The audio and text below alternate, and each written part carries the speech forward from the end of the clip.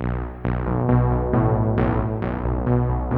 now, for your listening pleasure, here's Pulizzi and Rose, covering the week of media, marketing, and digital content news. This Old Marketing. Take it away, boys.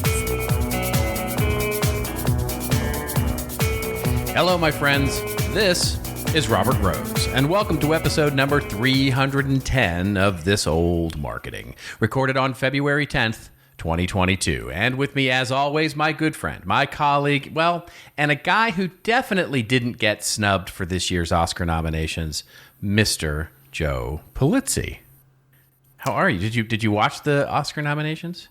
I did not, but I did read up on some. And what's interesting, what is that? The Power of the Dog was the number one. I watched that for a half hour, and I had trouble getting through it. Now I'm going to give it another chance. I'm not done with it. Okay. But that is an interesting. It's just it's a Western. Did you see the Trevor Noah Daily Show? No. a couple of days ago. He's so funny. He came out and he goes, I was really impressed with this year's Oscar nominees. You know, there was the woman who sat on the bed and ate a thing, and the kid in the window who looked at another thing. And, it's like he's making fun of all the titles of these movies. It's like, the boy in the chair who watched a dog. Yeah, that is, what's the one isn't the one with Amy Adams, like the woman looking out the window at the thing in the place? Yeah, exactly. I mean, it's like 20 words long. Right. It's like the woman looking out the window at something on her lawn. You know what happened? No, you know what they're doing? They're like, okay, well, we don't have all this media blitz behind it. There's not previews in the theaters. So let's SEO the crap out of this thing. We'll put in every keyword. Right. Exactly. Okay. If somebody's typing into a Netflix or Roku, they're going to come up with, I want to watch shows about women in windows, mysteries, Exactly. horrors, things with kids, and whatever. Like what? Is this where we've gone with movies?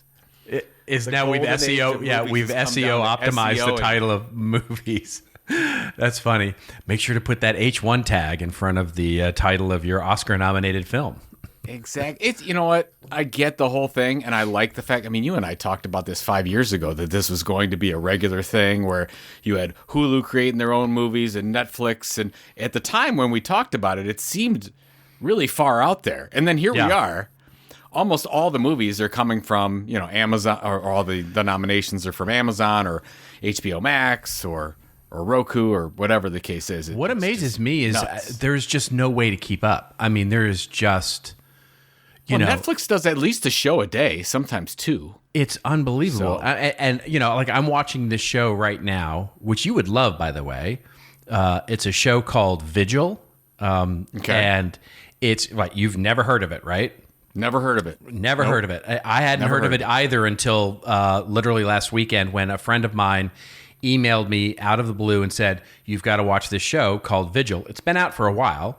Is this Netflix? What is it? What are we talking about? It's this is part of the punchline, I suppose. It's on Peacock. Right, exactly. But it's really good. It's basically one of those murder mysteries.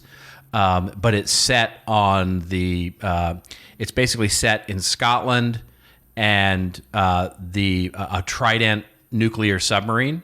So basically, the premise is a female detective gets a murder case, and has to go aboard this nuclear submarine that's on patrol. So literally can't surface for weeks, but has to, go on patrol. So it's a little like a cross between, a murder mystery and Hunt for Red October. It's just fabulous. It's really, really good. So, but it's like if Denzel Washington was in it, I would watch it. If Denzel was in it, I'm watching it right now. You know who's in it? It doesn't sound like Denzel's in it. Denzel's definitely not in it. Sean Connery's not in it. And Sean Connery's definitely not in it. You know is who's Alec in it? Baldwin Leslie. In it? No, it's Leslie Rose. Leslie Rose from the Game of Thrones, right? You know nothing, Jon Snow. She's in it. Yeah. Oh no, it was. I'm sorry, Hunt for Red October. That is Sean Connery, right? No, Hunt for Red October is Alec Baldwin. Okay. And Sean Connery. Which one's the one? No, wait. Yeah, and that's Sean right. Connery. I got my submarine shows mixed up. Which one's the one with Denzel only. and One Gene ping, Hackman? mister. One ping No. only. That's Hunt for Red October. Yeah. Yes, exactly. Which one is the one? Yes, I got that one. Alec Baldwin, Sean Connery. That's Yes. one. What's Denzel? And Denzel is Gene Hackman is That's the one I was thinking of. yeah. That's basically where they can't launch the missile and then he Yes. gets charged with There's whole mutiny on the ship and the Yeah. whole thing. Yeah. So when I hear the Hunt for Red October, Crimson Tide. I actually Crimson think Tide is the name of that movie. okay. So when you said that, I'm like, oh, that's a star-studded show with Sean Connery, Alec Baldwin, Denzel Washington, Gene Hackman. That's where my mind goes. I'm useless. Yeah. But back to your point. Yes, my point being that there's a lot of TV shows to watch. Is all. So does that mean it is an amazing time to be a content creator? It because absolutely the is, yeah. Platforms are so hungry for amazing shows. It's absolutely yes, and I'll have a data point for that, which is so I have a lot of friends here in Hollywood who work in the business, and we talked even on the show about there's training now, and Netflix is funding this training about how to write great scripts for Netflix and how to pitch it and how to get it financed and all that kind of stuff. The guy who I got that story from just posted out that Netflix next year or this year, 2022, will produce, I think, 86 movies. 86. And he's like, start writing your scripts, folks, because, it has never been more opportune. 86 used to be the total number of films produced by the Hollywood studio system, full stop. It was usually less than 100. And now that's So just if you look at one all of studio. them, so one studio, I'm under the assumption then that something like 500 total movies on all platforms for 1 year is probably the number, right? It's probably what we're looking at. I don't know what the total number is, but I'm sure it's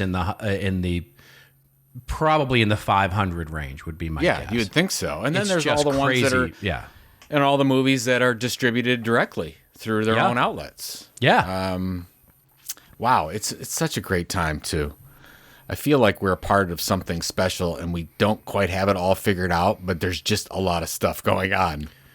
Yeah. That's Well, there's great a lot for of noise anybody too. who's a writer. It's a lot of noise as well, right? It is a lot of noise. It's hard to break through, like that show, that Vigil show, which is fantastic.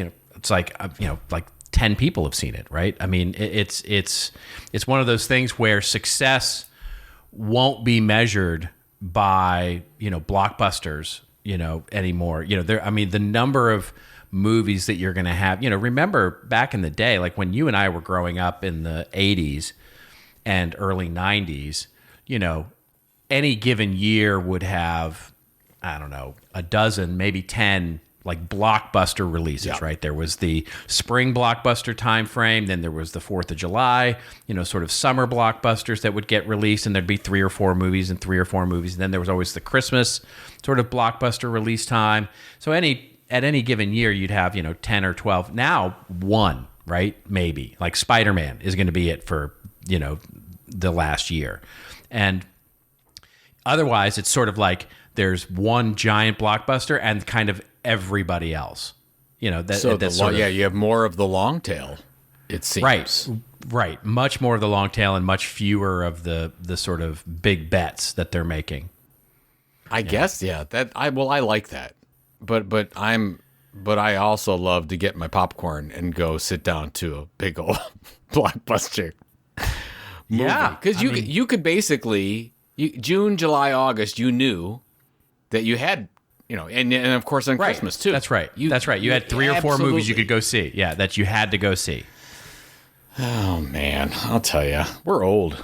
I feel we've seen all.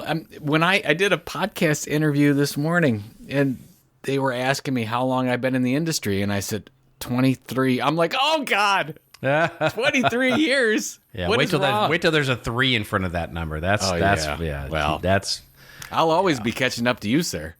That's right. That's right.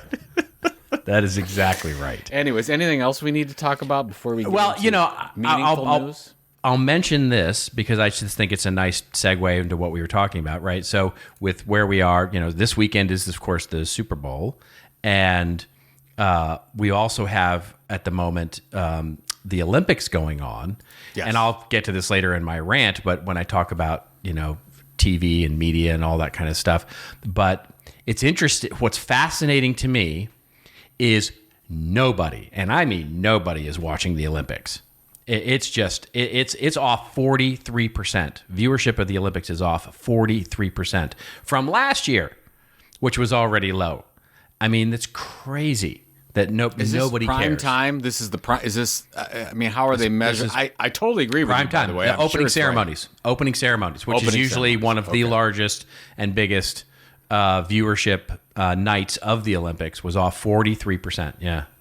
If it wasn't for like Nathan Chen and Chloe Kim and Shaun White, I don't think that most people would know that there were opening ceremonies. A lot of people don't. A lot of people don't even know that the Olympics are going on. And by the way, there's all sorts of things with, people getting, disqualified, and it just seems like it's a big mess. It's like, it seems like every other headline is, either the Olympic viewership is off or somebody's getting DQ'd, and it's like, it's crazy. It's like, I think the Olympics have totally sort of, I wonder if we have just, like we were just talking about with blockbuster movies, I wonder if we've sort of moved on from the Olympics. It's, we just don't care anymore. Well, I mean, when you and I were growing up, I mean, I watched almost the entire 1984 Olympics. I remember them really, really well. Yeah. And they were in Los Angeles that year. Yep. And they were on all the time. And I had 4 other choices. I had ABC, NBC, CBS, and local WUAB 43, where I watched the Cleveland Indians play. Right. That's it. So, I was going outside playing with friends. I'd come in and I'd watch the Olympics. The whole family would watch the Olympics. So, but today, as we've talked about many times, as we get our information, everyone's got their own set of informational choices that they have. And you watch your different stuff, and sometimes there's overlap, but most of the time there's not. Yeah. And the Olympics just gets set to the side. You have to really make it a point. And let's put it out there as well. I mean, if you really want to watch the Olympics, you probably have to get Peacock. If you have something like Hulu with live TV or Sling or you still have cable, great. You can get NBC and USA and some other things. But it's not, a lot of people don't even have those stations anymore. A lot of people that I know have Netflix, Amazon Prime, and Apple maybe, or HBO Max, and they don't have live TV anymore. So it's just nuts. Yeah, it is. Like in it bizarro is crazy. world. It is very weird. Yeah, I just certainly the coverage methods have, I'm sure contributed to that. Because it's like it's hard to know what's on when and where and how they're going to cover it, and it's not been good. I mean, we talked the last time the Olympics were on. I remember distinctly us talking on the show about how awful the coverage was. And it just was unwatchable because they were trying to cover this was the Summer Olympics, and we were talking about, how they would try and jump in only for the exciting parts. So they were trying to jump into each individual event and sort of jumping around in the primetime coverage, and it was just unwatchable, right? So you watch. It's hard to do that now though, because if you were watching China, it's first thing in the morning. If you're watching primetime in the U.S. Yeah. So I think the other big thing, and then we'll get on to the news here, that I think we're discounting a little bit, is we were watching Chloe Kim win her with the snowboarding gold medal. I don't know what the name of the event is, but the where they're in the pike thing and they're going real high or whatever. I don't know what it is. I can't do it. It looks amazing, whatever they were doing. The commercials are bothersome. It's very difficult when you've gotten used to no commercials and no interruptions to sit there, even when they do the picture-in-picture thing, which I think is even worse because I can't see what's going on because it's such a small image. they've got to figure out that issue because people just switch. They're like, I'm not going to sit through another commercial, especially when it's the same Progressive commercial I've seen 72 times. Yeah, I don't need it. At least with the Super Bowl coming up, you and I love to watch the ads because generally there's some new stuff, although most of that's wrecked now because you see them all ahead of time anyways. Get off my lawn. All right. And Finn, yes. Let's get to our show here. And once again, we avoided talking about football, which is always good for those of you in the European countries. Just quick. Okay. Predicting. What's your score prediction? Oh, I have it. I can tell you exactly because I'm in a pool and I literally just did it. 31-27 Rams. 31-27 Rams. Okay. Yeah. I'm going to go. I think the Rams are going to win as well. I'm going to say 30-15. I'd like to see it closer. Rams win. I think it's going to be close. I would not be surprised if the Bengals win. They are a tenacious team, and I think the Rams have more talent. And then I'm really torn about the Odell Beckham thing. It's really I want him to get a ring. I like that he owns a CryptoPunk, but the fact that he's playing so well now from what he was doing in Cleveland, it just bothers me. Yeah, I can see why it would. I can see why it would. All right, let's get on to our show. What we're going to talk about today is some fun stuff. We have a little fun show. We're going to start by, we're going to talk a little more about Joe Rogan, of course, because we have to. That's just the law. I think it's a contractual agreement now. I think our ratings are up because of it. Our ratings are up, so we're going to leverage the Joe Rogan thing. That's right. So we'll talk about Joe Rogan and Spotify and their terrible, horrible, no good, very bad week that they had last week. And Buzzfeed apparently doxed the real people behind Bored Ape Yacht Club. So we'll talk about when you could, need to come out from behind your avatar, if ever, these days. We'll talk a little bit about Amazon and Meta and how they're prepped with the friends at the Goog to absorb more than 50% of the advertising dollars this year. And we may get to, if we get time, to talk about the Metaverse and how it's already starting to be expressed by some brands. Brands are building their own virtual worlds, a new generation of owned media, if you will. I'm going to rant. I'm going to go on a bit of an epic rant. I'm going to just tell you and warn you right now on Facebook, identity management, third-party cookies, and what the measurement of marketing really means. And Joe's going to talk about, shocker here, NFTs. And intellectual property and community and NFTs. So a fully packed show that we have. Shall we get to it? Maybe your next book should be called Epic Marketing Rant. Epic Marketing Rant. Oh, that's there's something there. Yeah, there's something there because it totally fits you. I mean, that's basically your brand. Is it?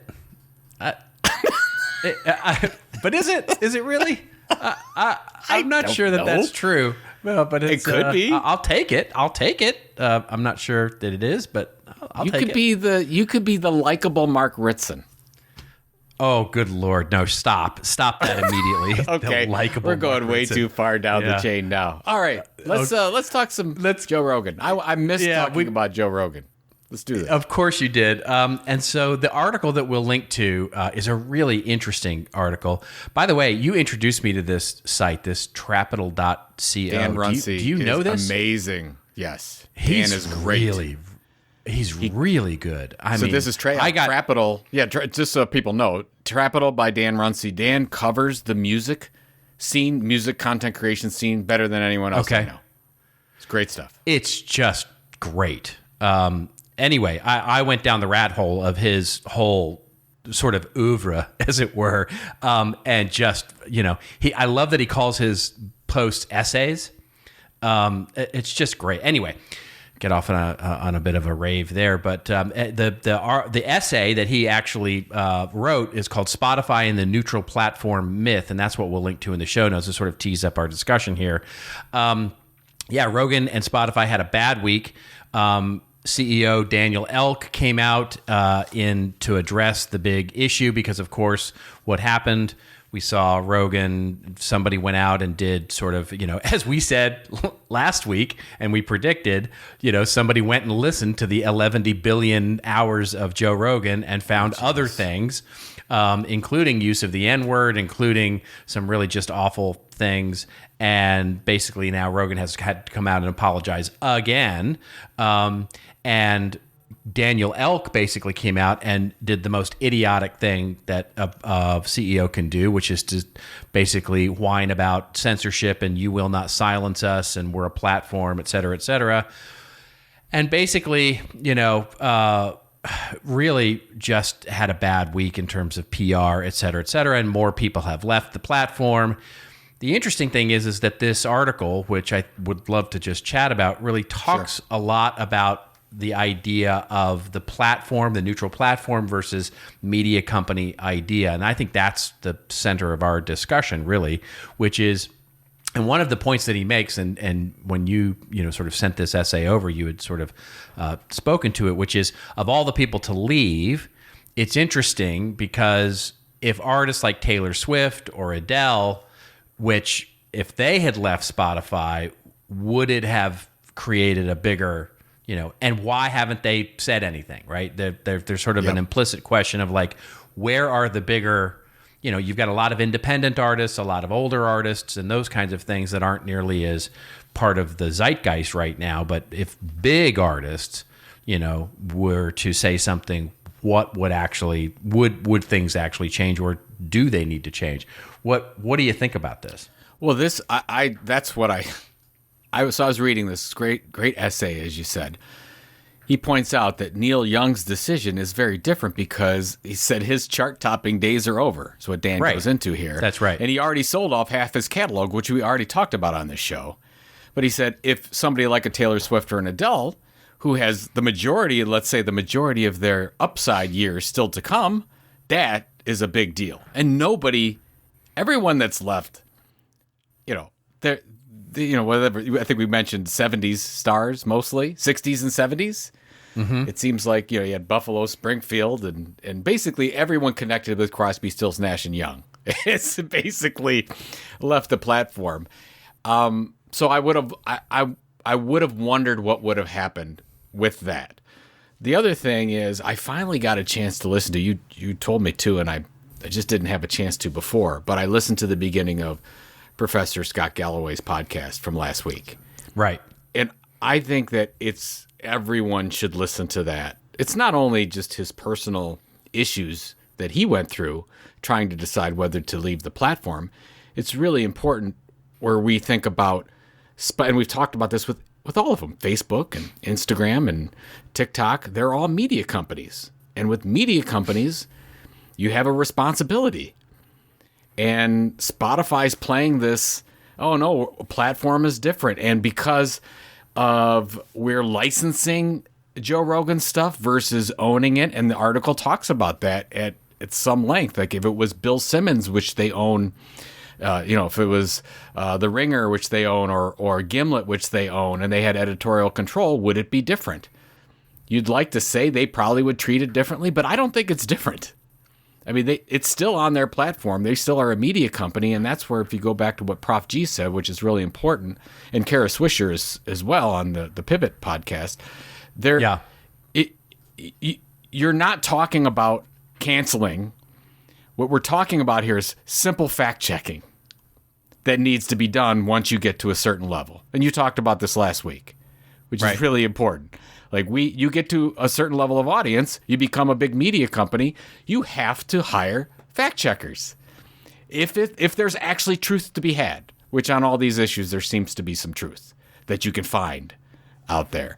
So I think that more processes will come in place. I think that we've had some friends send us notes that say stick a fork in Spotify. I want to get your take on this.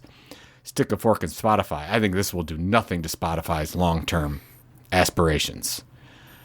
I do see them putting in new processes with all of their big names. Because why? Because they're a media company, as we all are.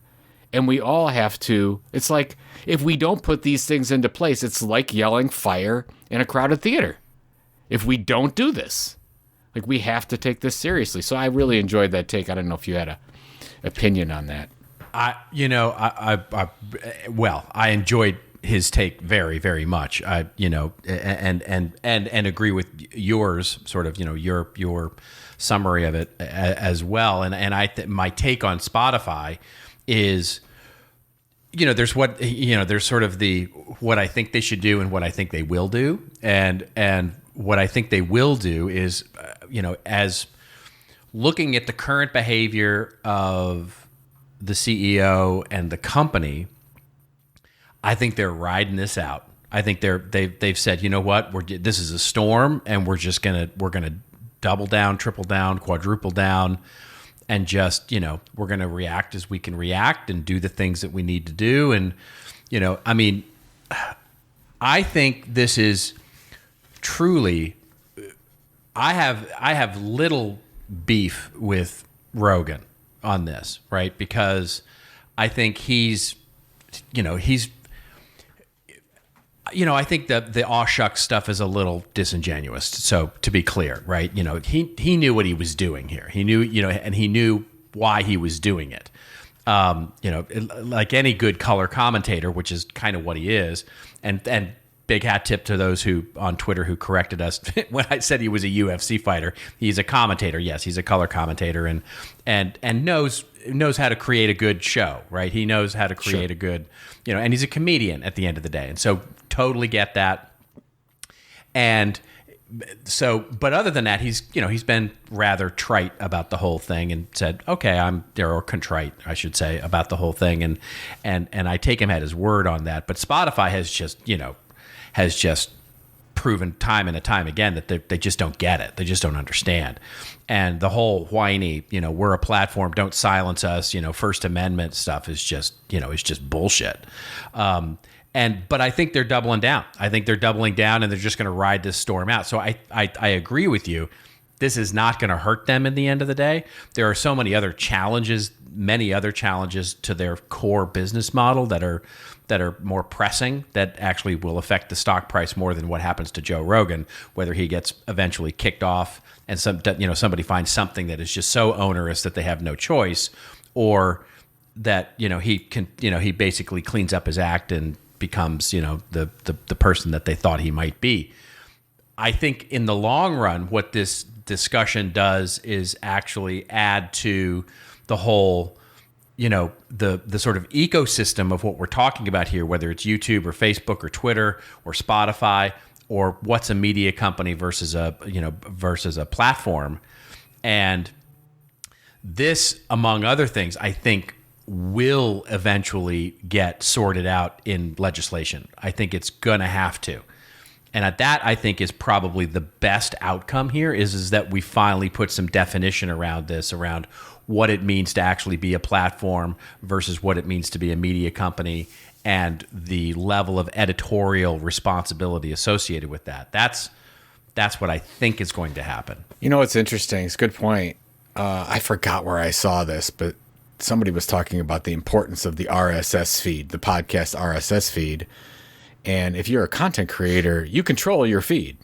You can control who distributes it, who doesn't. And the point that the person was making was that Joe Rogan, as a content creator, took away his content creator's license because he no longer controls his RSS. And Spotify is, great point. Isn't it? So it's just like we're a media company, but I can't control my email list. Same thing. Yeah. And so he almost just took away everything he had as a content creator, because Spotify is scrubbed. I think it was something like, I saw 58 episodes scrubbed. Maybe I've heard more than 100. Yeah, I've heard more than 100 episodes. Great. So he's put all his content, and because he is on Spotify's platform or media publishing capability, he loses that. He loses all that content, and Spotify can continue to control that. I'm not saying they shouldn't. They bought the $100 million rights to it. So he basically gave up those rights. But that's the thing you have to keep in mind as a creator, where podcasting is one of those, it's sort of in the middle. It's not an email list, and it's not on Facebook. So you have some control over it. You can decide where to distribute it. But once you sign on with one of these networks, good or bad, you lose control over that. You're signing your content away for somebody else to make decisions. Right. I'm not saying you shouldn't do that. And all of it, right? That's the real key here is that the back catalog as well. He sold his back catalog as well, which is I hadn't even thought about it from that perspective before, but that's a really interesting perspective, which is very much like a music artist. You know, you're not just selling your future performances and your future endeavors. Like, you know, when a record artist, like a musical artist, signs with a new label, they're not selling their previous albums, right? They're not selling their previous stuff. But when a podcaster like Joe Rogan sells, he's not only selling his future releases, he's selling his entire back catalog to Spotify as well. Yeah. At least in the deal that seems to have been made here. I mean, of course, you could probably negotiate some of that, I suppose, but that's a very interesting point, because now they have the ability to go back and go, these things never existed.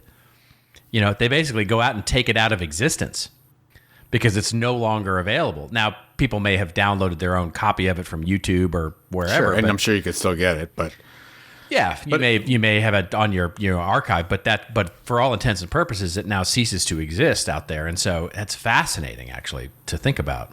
But again, I mean, if you think about it from a creator standpoint and doing these deals, so he got whatever his $100 million he got in essence for limiting distribution. Just like you would do a deal with Apple or Amazon, you're saying, I don't want it everywhere. I don't want to grow my audience necessarily. I will give, you give me the $100 million and it's going to be on this platform. Now, Spotify is a huge platform, but this article goes through and I think covers this the right way. If Joe Rogan somehow left the platform and went back to on Apple and Stitcher and SoundCloud and YouTube and everywhere else, his audience would grow. So he's getting the revenue for an audience hit. So right. It's just and now he has less to work with, and now he's under. I would imagine if you're Joe Rogan, which I get the whole apology thing. I mean, that's textbook PR. That's how you do it. You apologize. But I would imagine he's like, man, if I was still on my own, I wouldn't have to do any of this. You wouldn't have saw any of those things happen in the order that they did. Because you had a company coming down and saying, they might. Big public company. Yeah. Maybe. They might. Maybe, but maybe not. Because are you kidding me? He didn't get a call from the Spotify CEO saying, oh my God, we just lost X number of billion off our market cap. And you better get out there and do a 10-minute apology, contrition. But if he's not with Spotify, that doesn't happen the way it happens. I'll bet that phone call went more like this, like, Joe, we're so sorry that this is happening to you. We love you. You're such a great part of the, key assets of Spotify, and we really believe in you. And just know that we're going to stick up for you, and you do what you think is right, buddy. I think that's the way that phone call went. To me, based on what I've seen coming out of Daniel Elk and the Spotify team in their response, I don't think they pushed him out to do a.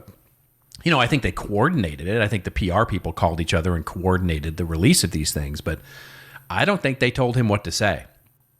I don't. It doesn't feel that way. Who knows? This is all conjecture. We don't know. But but it's not entire. These decisions are not up to the creator anymore. Agree. Because he signed those away. Right. Well, and to your very good point, that basically he didn't. I'm going to also assume that, following your line of thinking here, he didn't go, yeah, we should delete episode number 72, number 57, 36. Basically, Spotify came to him and said, we've run the scanner over your X number of episodes, and we're going to delete these 100, and, just to let you know.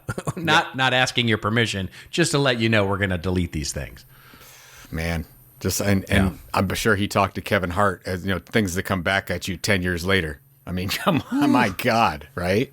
It's just, and Galloway had nothing a good goes point away on this as well. Yeah, nothing goes away. It is, and it is in some ways easier to, go back and, do that and use, when you've got thousands of hours of content, available, you can manipulate things in a way. I'm not suggesting that this is what happened here. I mean, that, there's just no place for the N-word ever, really.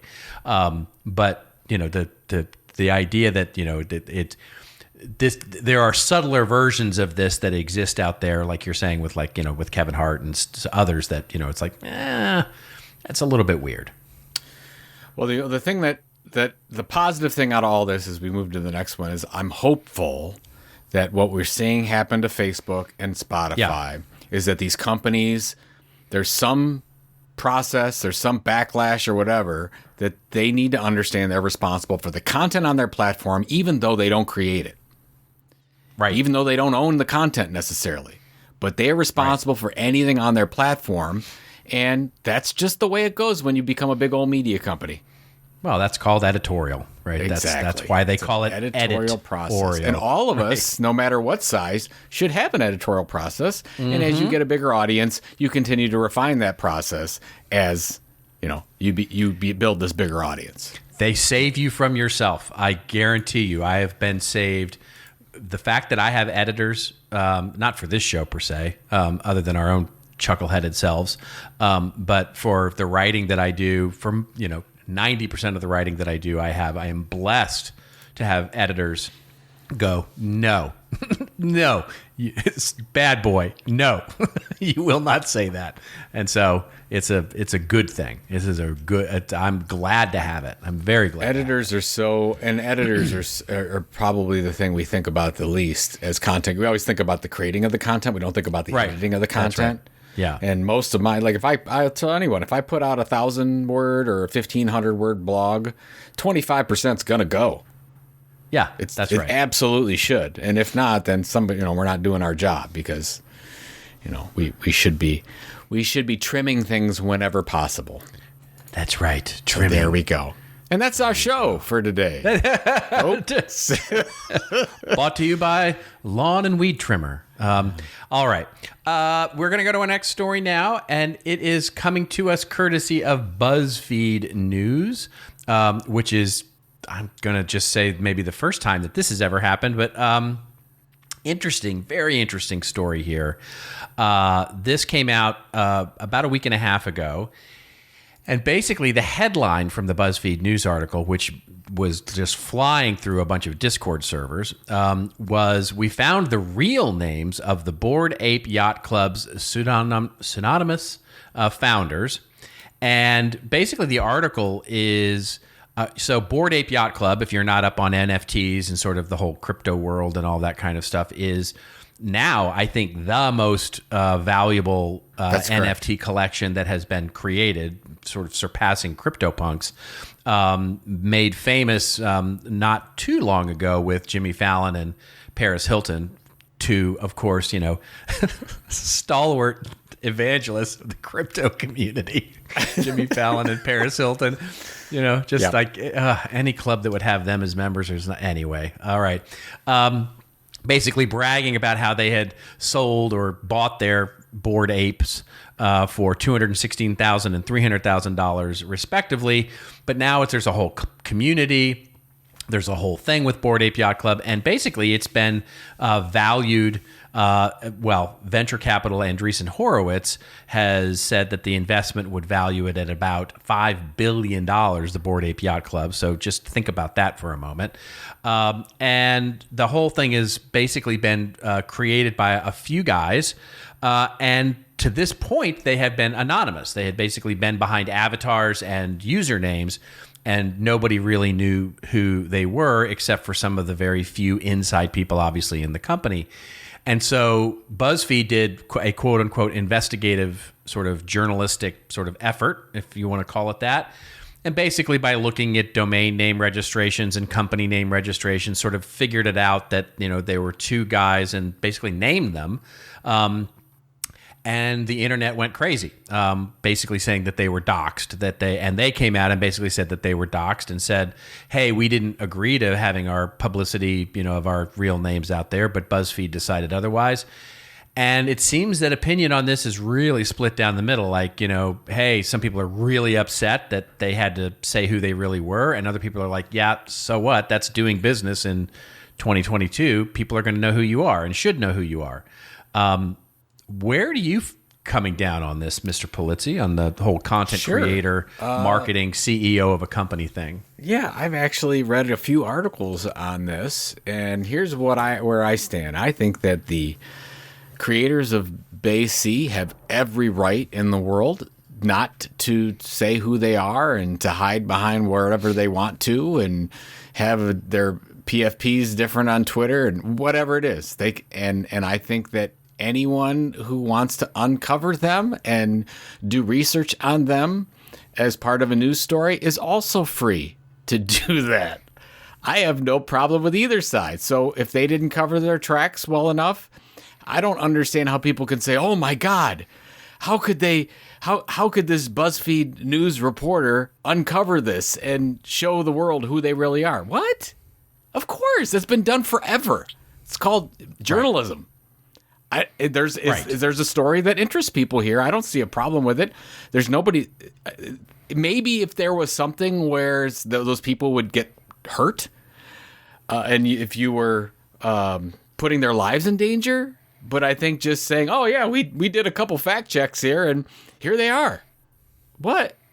I don't understand the other side. I don't know where you stand on this whole thing, but I think both sides have adequate right to do what they're doing. Especially in the United States, it's got no problem with that at all, and get over themselves. So yes, whatever. I think yes, I agree with you.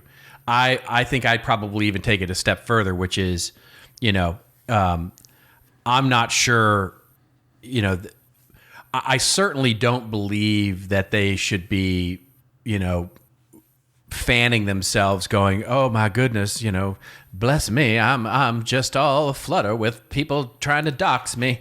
I don't get the faux outrage here about, getting uncovered. But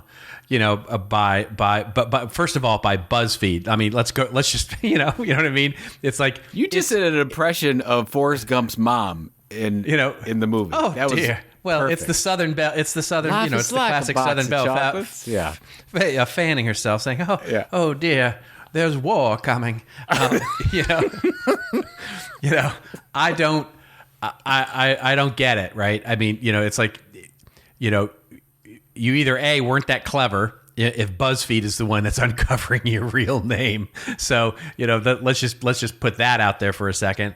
If this is the New York Times or somebody like this, or, it's some, Woodward and Bernstein, discovering who you really are, well, then you go, okay, yeah, then that's interesting. But this is BuzzFeed. BuzzFeed found out who you were. It's like, it wasn't that hard. It just wasn't that difficult. In CoinDesk did it at the end of this CoinDesk article, which I can put in the show notes as well. It says the BAYC founders incorporated their company in Delaware using a personal address. They weren't cypherpunks when they created Yuga Labs. They were writers and lay crypto enthusiasts, which is to say they hid themselves more sloppily. Right. They're within their rights to remain pseudonymous? Whatever. But reporters are within their rights to out them. Yeah. I'm totally in agreement with this article. So exactly, 100%. This is a lot of as my English friends would say, whinging about nothing, because when your company is worth $5 billion and you have that much invested into, there's a reason we put this after the Joe Rogan thing.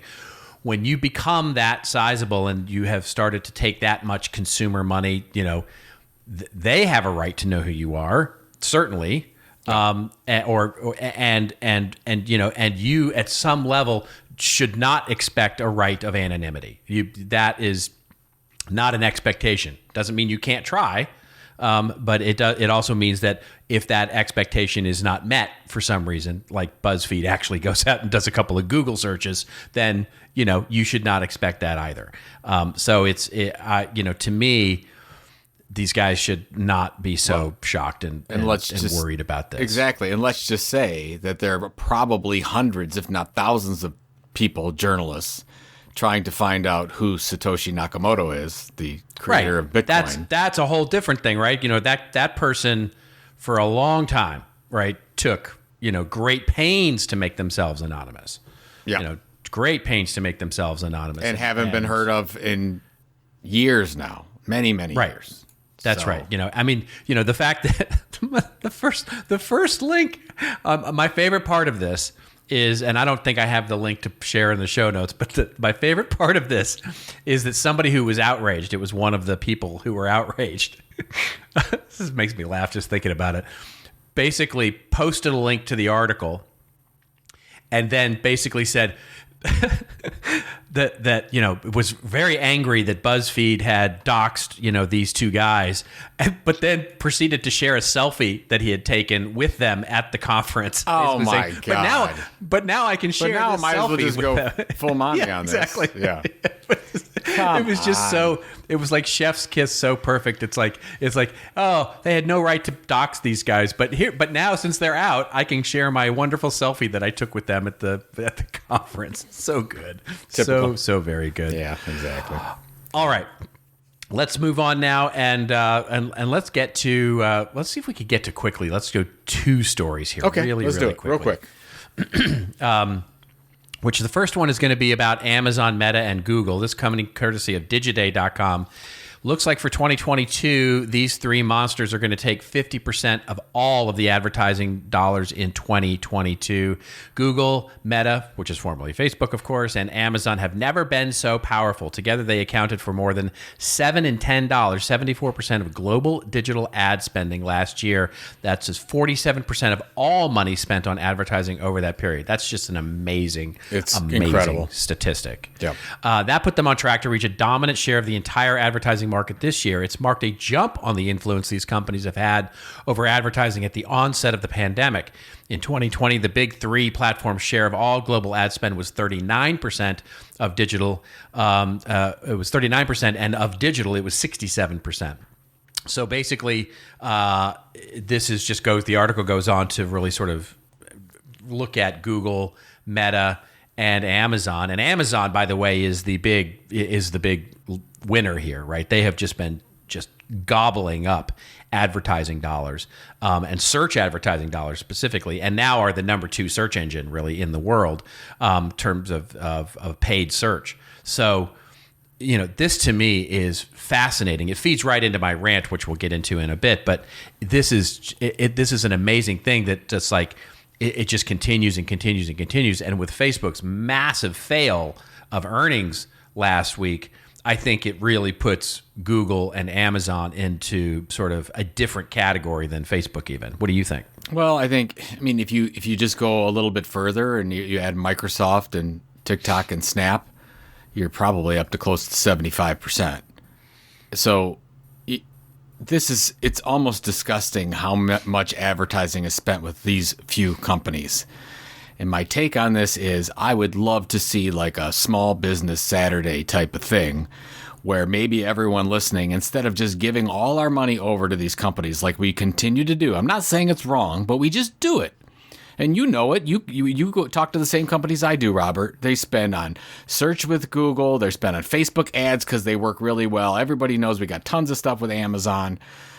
I would love to say, at least for time periods during the year, us to say, you know what, we're going to support some smaller creators and give some of that ad budget to niche communities. I'd love to see that. Yeah. I actually think you could be smarter with your money than to do. I think it's something like I saw the average per ad thing. It's like 4,000, 3,000, 2,000. It's like spend 3,000 on one ad to one small community. And work on something with a creator that really needs it more than giving it to the big evil empires of the world. I'm not asking much. That's what I'd like to see. Yep. It's like this week and this year in 2022, stop giving to these 3 companies and pick a local creator and support them. That's what I want to see. It's a great point. No, it's a great point. Yeah, I heard a statistic. I think it was Galloway who said this, which was fantastic. I love this. Which is basically if you could figure out a way to break these companies up into a means where there was true competition with more companies, it would probably be the biggest small business tax break in the history of taxes, right? In other words, the premium that you're paying because there's only 3 or 4 companies here is basically driving up costs of marketing for small businesses because it's a tax that you have to pay. To be fascinating. And there's no questioning it. You're right. There's no question. Yeah, that's you right. Just, this is the cost. When I'm selling a sponsorship for Creator Economy Expo, everybody wants to know, okay, well, what's the best deal I can get? Nobody asks Facebook that. They just pay it. Right. That's right. That's exactly right. That's exactly right. Not that I'm disgruntled about that. Not that you're bitching. Yeah. No, not that not you're at all. bitching. Yeah, not at all. Okay. All right. Good. Last story here before we get to rants and raves, which is from eventmarketer.com, another publishing brand that I had no idea existed. I'm very interested in this site now. Eventmarketer.com has an article and it says 3 brands making metaverse moves with their own virtual destinations. And the article opens up by saying, you've seen branded spaces created in Fortnite and, of course, Roblox and others. But now brands are getting into this by creating their own little metaverses. Then they go through 3 case studies, which is Timberland, of course, the hiking trail type of company here. They've launched an immersive digital Tim's Trails experience that takes users on a visually vibrant tour of the brand's history via a mix of storytelling, art, music, and characters. Then there's BMW, which has claims to have created its own metaverse with Joytopia. The platform allows users to navigate 3 ethereal digital worlds, Think, Imagine, and Birth, as avatars with a map and signposts to guide them. And then there's SK2 skincare brand, which made headlines with its own virtual SK2 City, a digital world inspired by the streets of Tokyo, where users can explore a bustling urban center featuring the sights and sounds of the city's renowned pedestrian zone. All of these they go into a little more detail of each one. But what say you, Joe, about the brands now starting to use virtual worlds as a means of content marketing? First of all, eventmarketer.com is owned by Access Intelligence, great company. I've been following this brand for a long, long time. The title of this article is 3 brands making metaverse moves with their own virtual destinations. I don't think any of this has to do with the metaverse. Nope. They are. You're exactly it's this. Right there. This is digital storytelling. You could even call it content marketing, if you will, although the Timberland one is steeped in product promotion. But it's just, they're basically jumping on the metaverse bandwagon here to get some more play. This is storytelling, folks. And they're calling it metaverse. This is not Roblox. This is not Minecraft. No, this is not a universe where people can have ownership. Yeah, they're not. There's no ownership here. There's no using a token here. There's no real gameplay here. So I guess I'm not ranting over there. These 3 examples of storytelling are excellent. They're just storytelling, folks. It's just content creations, content marketing, part of a content marketing program, I would imagine. And great job. They made for a little them. game. But no metaverse here. No metaverse here. No metaverse. They made a little game. Look elsewhere for metaverse. They made a little game. Yes, that's fun. They made a little game. Yes, I watched the Timberland video, which is fine. It's cute. It's a lovely. Good job, agency. It's really nice. Agency, you did good. Nice job. No good metaverse boy. in there. Good boy. No metaverse. No metaverse girl. at all. So I just think it's funny, but that's the way that it is right now when everybody jumping on NFTs and metaverse and whatever. It's fine. Yeah. But they are interesting. It will be interesting to see if somebody actually does sort of take this to the next level. And fascinatingly, I think, if you want to think about metaverses, right? So one of the things we didn't talk about on the show today was the Peloton, what's going on with Peloton right now, and Peloton getting poised probably for acquisition with their stock, failing as much as it has. Yep. And Amazon is and everything. Yeah, exactly. Rumored to be the suitor here. Peloton is actually more of a metaverse than what we're talking about here with, sort of you get enmeshed in that world, their media world, where if you look at what Amazon could do there is pretty amazing, right? Where they could, they could go in and you could buy things and, explore shopping while you're exercising. And there's a whole world of media within the Peloton universe that is actually more metaverse like than what we're talking about here. But all right. Yep. Yep. All right. Let's move on to our rants and raves section where Joe and I go off on a little bit of a rant or a little bit of a rave over something. I'm pretty impressed with us getting through all of those stories in as quick as we did. You're going to go first with your rant because I have a bit of, well, let's just say I wrote it down because enough of a rant. I'm going to quickly step aside here, but I'm sharing this. This is a Bankless article. I'm part of their community. They do a great job on crypto, NFTs, ETH, the whole thing. And this is a story called NFTs with Mr. Fox. And Mr. Fox basically just chock-a-block full of it's just chock-a-block full of it's all sorts of NFT terminology. Examples. And it's by somebody that's really involved in NFTs. And the thing I wanted to bring up that I hadn't really thought of before, I guess I have, but it was very well articulated here, is that what Mr. Fox says here is that value generation is not isolated to holders of a particular NFT, saying that you can be involved in the community, you can create businesses, you can create secondary IP off of this community without actually owning an NFT. And he was talking about like BAYC, which we already covered. Like you could create you could starting a licensing agency of sorts for Bored Apes is just one idea. Imagine you're a video game developer building a new app. How much faster could your product grow if you made the beta exclusive to Bored Ape holders? So basically what he's saying is there's an audience here around all these communities, whether it's crypto, punks, BAYC, VFriends, Gary V's NFTs, that you might say, well, you know what, there's a community around here and I could build a business just for that audience. You could create a media site or you could create a newsletter just for that audience. It's just something else to think about where there's lots of opportunities and you don't have to own an NFT to create something unique and valuable. So I just thought that was an interesting take. And a lot of people think, I can't afford a Bored Ape. No, it's like, oh yeah, okay, fine. But you could still be part of that community if you wanted to. And here's how. So there you go.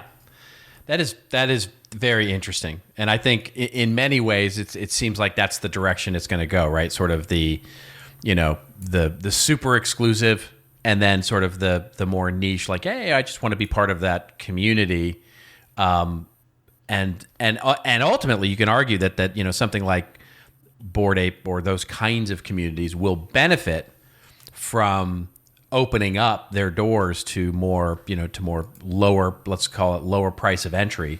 This is sort of the innovator's dilemma in a nutshell, right? But it really benefits them to sort of open up the bottom of the pyramid, as it were, and allow more people through the doors because it just builds their community, builds their value, and then it builds the value for if you actually do have a Bored Ape, right? Well, then they're so engaged and they're so invested in this thing. Like if you created a behind the scenes of VFriends, are you kidding me that not every one of VFriends holders would want to sign up for that newsletter? Yes, they would. Yeah, exactly. They are invested. They are all the way in. And Gary V would probably be your best friend. So I'm just... Yeah. Anyways, I'm going to do that now because I want to be Gary's best friend. Best friends. That's so sweet. Best friends with Gary V. Oh, my. I'm best friends with Gary. Anyway. All right. I have a bit of a rant. Yes, that let's I'm go. Go on. I've been waiting. I've been waiting to hear this. This is going to be a bit of a ride, folks. So I apologize in advance. But I got my gears a little grinded, as it were, when I was reading these articles this week, and I just sort of started taking notes, and it kind of turned into a thing. So anyway, I guess the rant is in 3 chapters because there are 3 articles here that sort of go together. And they don't go together at first, but I think you'll start to see the connective tissue with them, and it's sort of a bigger idea here. And anyway, the first one is from the marketingdive.com. By the way, Marketing Dive, just a great site, and really I like it very much. They did an article report on the IAB, the Internet Advertising Bureau, just issued their State of Data 2022 report. This is the 5th year that they've done this report, and I went and actually read the entire report, the State of Data 2022. Marketing Dive does a great coverage of it, so if you don't feel like reading the whole report, just go read the article. We'll link in the show notes, and it's fine. So I rag on the IAB a lot, but the report is really, really good. They wrote a report. Now, to be clear, the tone of the report is very, very much like that scene in Jerry Maguire, the one where Tom Cruise is like, you don't know what it's like for me to be out here for you. It's an up at dawn, pride swallowing siege that I will never fully tell you about. Help me, help you. That scene. And it's classic, because the entire recommendations of the report are help us help you, engage, collaborate with us, build to solve for the universal measurement of ideas. And the reason that they're doing that is because, as the report points out, something that we've been talking about forever, it seems, is that measurement of marketing and advertising is going to get a lot more complex without third-party cookies and third-party data. And that's their state of data, right? That's their conclusion in 2022. But their research found, interestingly enough, is that we don't care. The industry doesn't give a shit right now about any of this. Basically, the less than half of the industry leaders that they spoke to feel knowledgeable about this, anything about this really. Google Sandbox, Google Topics, Google, third-party cookies, etc. And brands even are worse off than just sort of the general population. Brands have the lowest score, and brands even have the worst perception of preparedness. In other words, they feel like, yeah, we know what's going on, but they don't. They don't actually know what's going on. So then the report asked, well, what are you going to do about this, right? What are you going to do about this disappearing third-party cookie and identifiers and all that kind of stuff? And IAB weirdly, very strangely worded this question, but basically it was nothing. We're not doing anything about it. Basically, less than 50% said anything really, but those that did say, they were going to say, well, we're going to partner with third-party industry groups, cough, IAB, cough. We're going to spend more money on contextual advertising. We're going to change our approach in attribution modeling, measurement. We're going to look at our CRM data, basically making stuff up, right? By the way, none of it, except for one answer, which was increase the focus on developing custom in-house identity resolution. I don't even know what that means. Like, it's so weirdly worded, but maybe content is in there or owned media is in there, but don't know. Anyway, bunch of other findings in there that are just really interesting. One of the most interesting I found was that less than half of publishers, media companies, say that they're collecting the right first-party data to enable things like audience marketing and those kinds of things. So that's fascinating to me, because now that acquisition might not look as good as sort of building something from scratch, because not a lot of those publishers are actually capturing the right amount of first-party data either. Anyway, all of that points me to, this is not a measurement issue. This is sort of the net of the report is basically, measurement, it's going to be hard. They even call it the measurement blackout, that you're not going to be able to measure marketing anymore. But here's the thing. Data measurement in marketing has never, ever, ever been about accuracy. That's the dirty secret of data and measurement and marketing in most businesses. It's just about an agreement. We all agree, whether it's my stakeholders, like the brand that's advertising, the CMO who's counting, the board of directors who watch our budgets. All it is that we agree on, these are the important numbers. We don't really care about what the meaning of the accuracy of that number is. All we care about is whether that accuracy or that number goes up and to the right. Once we agree on it, it kind of doesn't matter what the accuracy is. That gets us to chapter 2, which is, as we talked about, Facebook had this epic fail last week, right? We saw it. I posted on LinkedIn, actually, the idea that it was a little rich right now for Zuck to blame it on Apple. And by the way, they blame it specifically on Apple's IDFA, which is their identification thing, basically people opting into being tracked across the web.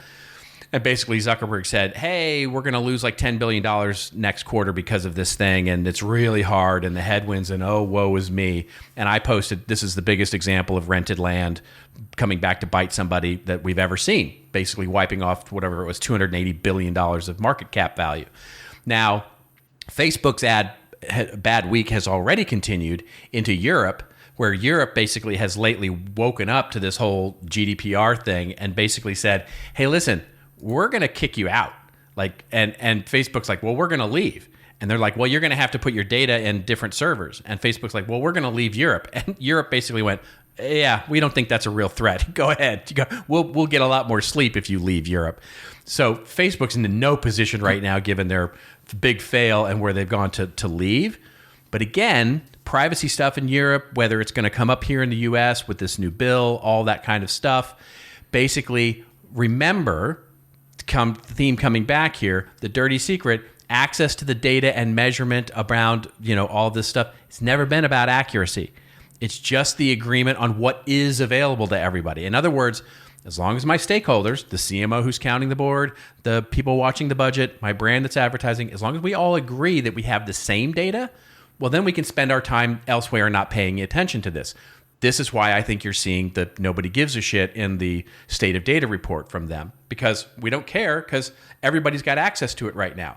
That brings me to chapter 3, which is there's an article that appears on that Marketing Dive site right adjacent to the other two that I just mentioned here. And it's about television. And we were just talking about television and the Super Bowl and the Olympics and all that kind of stuff. So there's a big, hot and heavy debate going on right now about TV measurement. And this is what sort of inspired me, this whole thing around the idea of measurement here. And what's interesting is that it's sitting right next to this article about the IAB's trouble with measurement. But basically what happens is all these cable television, digital television, broadcast TV, they're all bitching and moaning that TV ratings suck. They're not accurate. And the identification, basically the addressability of audiences are not there anymore. And everybody's like, well, who's going to do it? Should we pick this technology from Oracle? Should we pick this startup technology? Should Nielsen basically come out of the woods where they've been banished for a while to come out of the woods and do this? And here's the thing. If we can learn nothing as digital marketers, social media marketers, looking at digital data, third-party cookies, first-party data, all that kind of stuff, we can look right to this, the TV market. Because in television, especially, it's never, ever, ever, ever, ever been about the accuracy of measurement. It's always been. The entire industry of television, from advertising to TV ratings and all the things, has always been built on just a simple agreement. It's never been about accuracy. Nielsen ratings have never been accurate. But we all agreed that it was as good as we could do, so everybody built a multi-billion-dollar industry over the top of it. And so the key is that all of us arguing over all of this sort of access to data and the asymmetry of whether I can get your data or I can get that data, all that kind of stuff, is going to keep us in the fog. If what's going to happen is we can look at what happened to Facebook and Zuckerberg as a big flag for all of us. If we're a CMO or if we're the head of marketing somewhere, yeah, we might not care today. You may not care today about any of this stuff, whether it's measurement, data, first-party data, because why? You can't even see that it's a problem. You can't even see that right now it's a problem. One of the interesting stats in that State of Data report was the fact that actually spending on third-party data has gone up last year. In other words, we're still spending like drunken soldiers on buying email lists and buying third-party data because we just don't care. We don't see it as a problem. But sad Zuck face, looking at Apple, that is coming. And we might as well look at that picture of the disappointed Zuck after he lost the largest share of value in the history of the stock market, because all this stuff may not catch up to us immediately, but when it does, it's going to be a doozy. So get your first party data house in order. It's not about measurement. It's about existential, your ability to do marketing differentiated and full stop, be able to do what you need to do. That's the end of my rant. All right. So what I got from that whole thing was that I got to get my zero party data in order. There you go. There you go. There you go. Very good overview. Very rant worthy, my friend. It's basically, it's not, stop thinking about this as a measurement challenge. It's because we don't care. Business has never cared about a measurement challenge. This is an existential crisis, opportunity, whatever you want to talk about it, about fully being able to do the marketing that we want to do in the 2020s and beyond. It is not simple. Stop making the argument to the CMO. Stop making the argument to ourselves. Stop making the argument to publishers. Stop making the argument to TV companies. The measurement capability doesn't matter. It's all about being able to address and reach the consumers we want to reach. And if we want to stop giving that tax to Google and Facebook and Apple and Microsoft and the walled garden ecosystems, we have to get on it. and Europe is showing us the way, and it is a very interesting time, and it is no longer it is one of those things where it's not going to be a problem until it's a big problem. I wonder if something like Facebook just dropped from the face of the earth, if it would be like the movie WALL-E, where everyone just woke up and said, "Oh my God, there's a pool," Right? Exactly. Right. Yeah. Anyways, God, all right. Plans for this weekend? All right. Yeah, big plans. Game. So there's some big game on that I'm going to be watching. Watch that game. It's actually hot here in Southern California, so we'll probably not be going outside too much. Weirdly, it's like almost summer. It feels like summertime outside. But yeah, big game and doing some work. How about you? Yeah, it's hot here as well. It's 35 degrees, balmy 35 there you go. today. Yeah.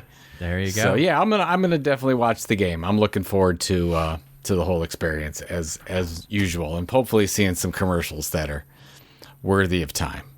I would like Excellent. Yeah. Oh yeah, I'm looking forward to that too. Yeah, I'm definitely. Well, you love the commercials. You love it. I do. And we'll talk about them. We'll talk about those commercials next week. Hopefully, yeah, we will. If there's any good ones. Absolutely. Yeah. And that's a great segue for us to say sayonara. We are signing off. We will talk about that next week. But in the meantime, if you want to get all those links that I talked about in my rant, or that Joe talked about in his rant and rave, and all the things that we talked about, get on over to our website to see the show notes at thisoldmarketing.site. And you can also check out, obviously, the other 309 episodes that are there. Give us a review, if you would.